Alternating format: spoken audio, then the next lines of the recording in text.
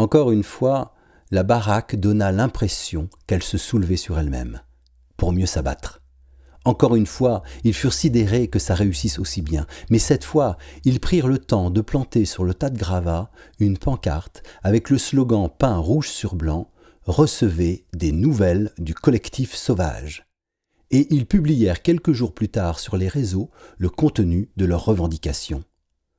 De nouveau le même cirque, les flics, les pompiers, l'enquête, mais cette fois-ci l'info passa au journal du soir, reprise sur des chaînes YouTube d'activistes altermondialistes ou bien de militants d'extrême droite toujours prêts à en découdre avec les actions des gauchistes. Les hashtags collectif sauvage et nouvelles de la sauvagerie commencèrent à circuler sur les réseaux.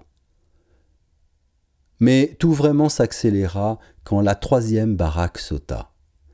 Elle se trouvait à l'extérieur d'un village.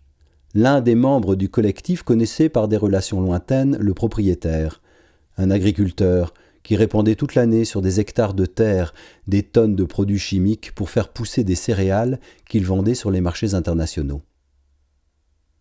Il passait une grande partie de ses journées à scruter le cours des ventes à terme de la tonne de blé, de maïs ou de soja. Il surveillait comme le lait sur le feu les marchés de Chicago et de Kuala Lumpur. À force d'intimidation et de grande gueule, il était devenu le maire de son patelin et arrosait copieusement ses administrés pour qu'ils lui foutent la paix.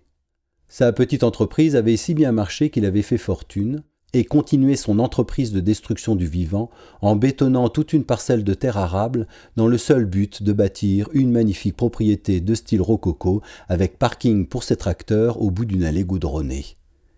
Il était le cliché même de cette génération convaincue qu'elle pouvait toujours vivre dans le règne du jetable et du consommable, qu'elle avait bien mérité son fric, et surtout, qu'on ne vienne pas la faire chier avec ces trucs d'écolo bobo, alors qu'elle était en connexion avec le vrai monde, celui de la nature et de la ruralité, en contact avec le vivant, à coups de fongicides, insecticides, pesticides, à coups de CAC 40 et autres cartouches de fusils de chasse.